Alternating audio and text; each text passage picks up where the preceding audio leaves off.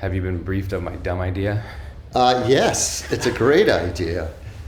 Yo guys, Jonathan here. The 16-inch MacBook Pro is real, it's official, it's got a bigger display, new keyboard, up to 8 terabytes of storage. There's better cooling, better thermals, really good speakers, and out of nowhere, a built-in microphone that's supposed to rival USB mics. It's kind of crazy. So that aforementioned dumb idea was to mic myself using the MacBook Pro. So everything you hear out of my mouth, including right now, is from the built-in microphone with this MacBook Pro. Running right back to me, bad habits. Said I feel it's a wrap, yeah, I know you. That was a sneak peek on my upcoming review on this machine, also recorded with the MacBook Pro microphone, so definitely subscribe for that. Today though, got a special one. Got a chance to sit down with the man, the myth, the legend, Phil Schiller himself, to talk not only 16-inch MacBook Pro, but the Mac lineup as a whole. Enjoy. Philip Schiller, how's it going? Great, thank you. I kind of opened up recently about my love for Mac and ultimately how it got me really to this point, so it's kind of a cool opportunity to sit with you. And I know people kind of look at Apple as this like corporate monster and don't. I hope not. Well, I think they forget that there's humans behind it. Yes. And I see your excitement on stage, and even in the couple of minutes today we got to chat, like you can see how much you care. So what was the most exciting thing with this MacBook Pro release this time with the 16-inch and the new form factor? There's a lot I really love about it. One, it's really great when a product has such a clear purpose that you can speak directly to people who are going to use it in a way they know how they're going to use it, and it matters to them. And so the choices you make, you can be really crystal clear about what benefits they bring and what trade-offs you make. And it just helps ensure success because you already have a good understanding of what they're going to do with it. Some products you put out in the market and you have no idea what's going to happen, like the first iPod, or you just don't know. You think, but you don't know. Others, like a MacBook Pro, where there's such a great customer base who use these every day of their life and they get their work done on them, that you have a good sense of what they care about. They let you know what they care about. And so you can really try to respond to that and give them something they hope they love. And that's the most important thing to me with the new MacBook Pro announcement is there's some amazing customers out there that do unbelievable work. And I really hope they love this product. The team made it for them, and we'll see. But I have high confidence that they're going to really love this new product. How does it feel? Like, I know you gotta probably be chomping at the bit to, like, you know what's coming. And I feel like in particular, the 16-inch MacBook Pro has been kind of like the mystical unicorn of MacBooks. Ever since the beginning of this year, really. It's like, okay, it's gonna drop in March, it's gonna drop in October, okay, and it's not gonna drop till 2020. How hard is it to just kind of stay calm and when you know what's coming? Well, it's not hard, but it's so satisfying to be able to now talk about a product that you've been working on for years, and all that time where people want to know and ask you questions or challenge you about certain products and you can't say anything, and it's your job to not say anything, but then when you can, it is just so, it's exciting, it's cathartic, it's just, I love this moment when we get to talk about a product. Can I ask, what is your Mac of choice? Like, do you have a go-to? Absolutely. I use all our products. Absolutely. I have every one of them in some place in my life somewhere. But for my Mac, my number one has been my 15-inch MacBook Pro, and it's going to become my 16-inch MacBook Pro without question. For me, I was super excited. Like, I was on the rumor mill every day just trying to see when this thing would come out. I think the biggest surprise for me was price point, because that was probably the one thing that everyone just completely swung and missed. It was almost like everyone predicting Kawhi to the Lakers. Like, it was that far off. Everyone thought this machine was going to be, northwards of like $3K, starting price of maybe $3,500, and it's not even close to that. It replaces the 15-inch, starts at $23. So was there where did that maybe speculation come from that it was going to be this? I think as people started to rumor the feature set, since there's a big leap in a number of technologies, it's a logical assumption to say, well, then that must be priced more and higher. And frankly, reading those rumors, I was really happy to see that people were coming into this with expectations that we were going to exceed, because that's always great. And so I was happy. Don't always happy to read rumors, but you're happy when you read them and they're wrong and you're going to beat them. And now that's the case here. Our intention all along working on this was to replace the 15 with the 16 and try to deliver a lot more at the same price point. And it wasn't always clear that we could, but that's always been the goal through the project, to try to do that. For me, I actually, weirdly enough, had ditched an iMac Pro. I went from iMac Pro to 5K iMac to just MacBook Pro for the last 4 months. And I've been super excited with the Final Cut update, and the Catalina GPU stuff has been bananas. It made my MacBook Pro feel like an iMac, and anyone who edits will know what that means. Right. And this is supposed to be 80% faster with the AMD chip in here. How has that been working with them in terms of you guys can kind of dictate how things go? It's been good. As you know, the whole architecture of graphics on the Mac is pretty unique. It's deeply integrated into the system.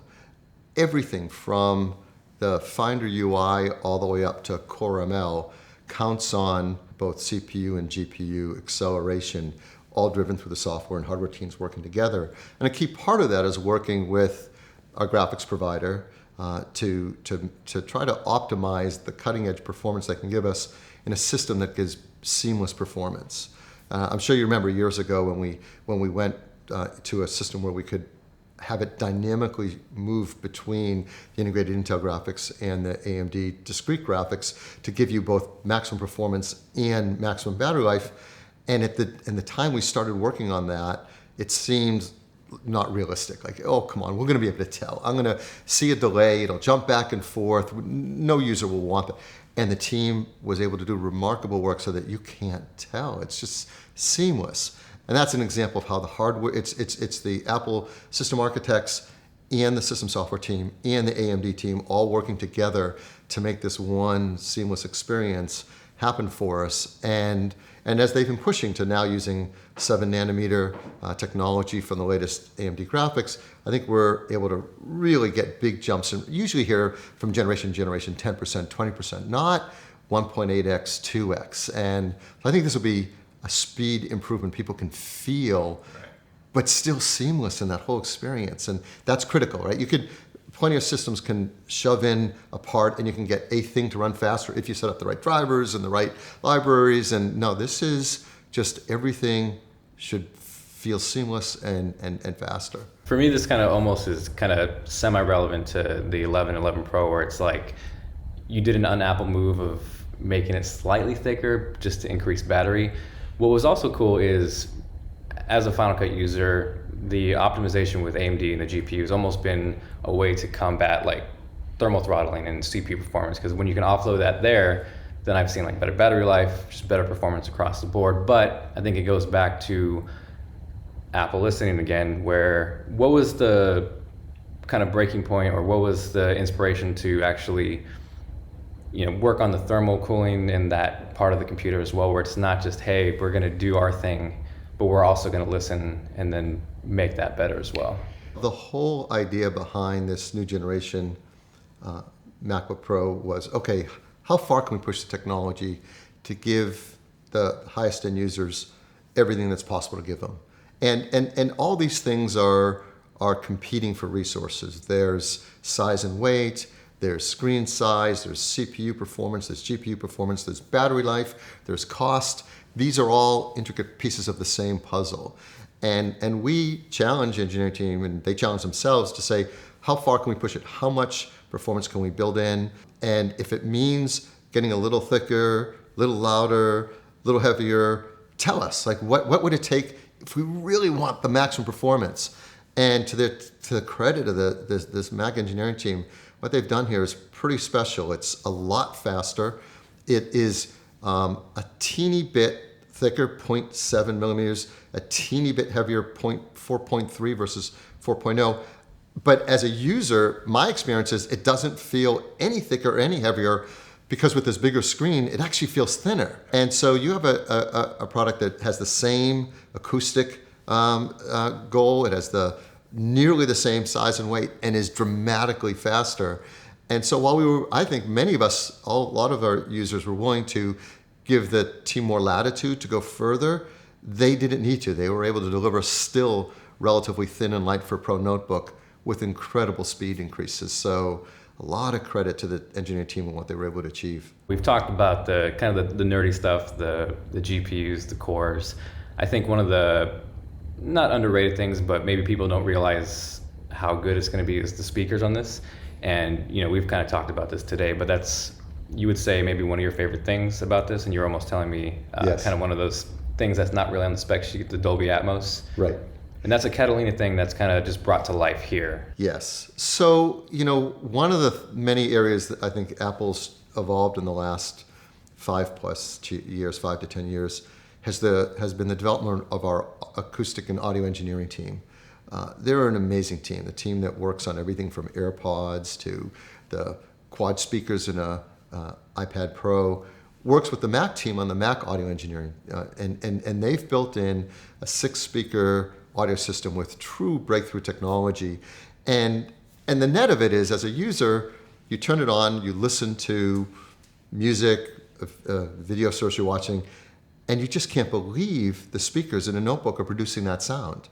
And it's very related to your position of where you are in front of it. Being a notebook, we know where the user's head is at, right? We know about the distance, you're an arm's length away. We know about where you're positioned. So the team can do an incredible job tuning the stereoscape, and impossible for people to understand just by talking about it. You got to go hear one.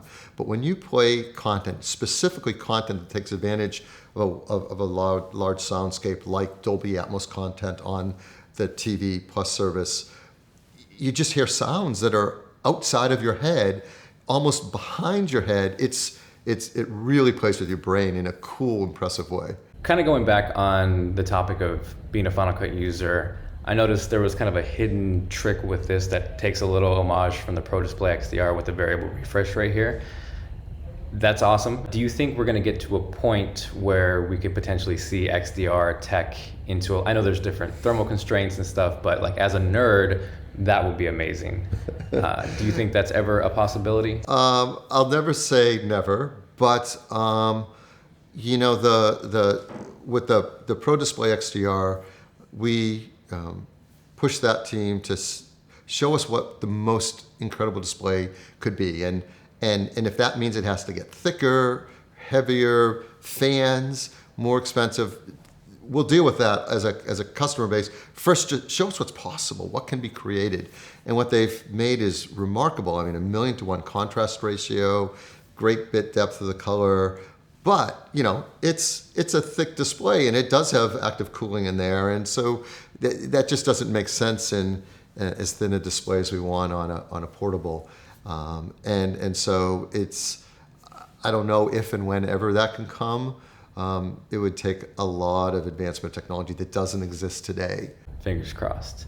I think for me, this is a kind of a once in a rare chance right now. So I put in some feature requests, dream wish.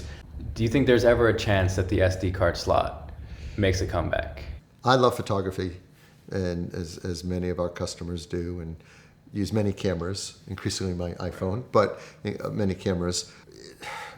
Probably not. Again, nothing about the future is in stone, and things can always change. But as we've been spending a lot of time with MacBook Pro surveying what our customers use, what I/O they need, where their needs are growing and how they're changing, and did a lot of soul searching on it and asking ourselves about a lot of connectors, about USB-A, about SD card readers, about HDMI, and re-questioning everything. And really what we came down to is more and more customers are taking advantage of USB-C and Thunderbolt, love the incredible headroom and performance there is there, the higher power there is, the charging ability there is. And so we think having on the highest end notebook 4 USB-C Thunderbolt ports gives the most headroom for the things you will be doing in the years ahead. And the trade-off is for a few traditional media types like SD card readers means using an adapter, but there are USB-C adapters. I carry one for that. And ultimately, that gives you the highest performance and most flexibility with this arrangement. So after a lot of soul searching, we think we've done the best thing for customers with the I/O we have, meaning that you don't have every port type in the world on it.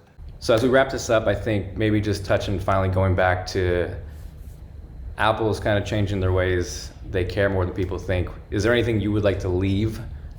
Sure, I do. I think even perhaps more important than, even clearer commitment to pros and faster execution of better pro machines is commitment to the Mac, right?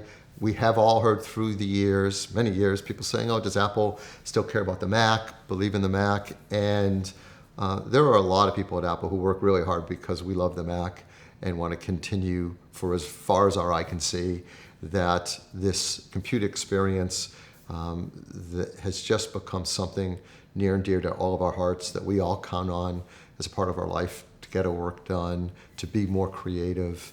And we believe in that as much as ever. Even as we grow with iPhones and iPads, and they're increasingly in watches part of our life, the Mac still has a very important role to play, and we're happy to keep pushing this for as far as the eye can see. And so if anyone has any doubts about that, questions about it, I hope these amazing products put that to rest for a few more years, because we really love the Mac and as much as our customers do. Cool. Well, I appreciate you. Thanks for the time. Same here. Awesome. Thank you. Thank you. Cool. We're good. Cut.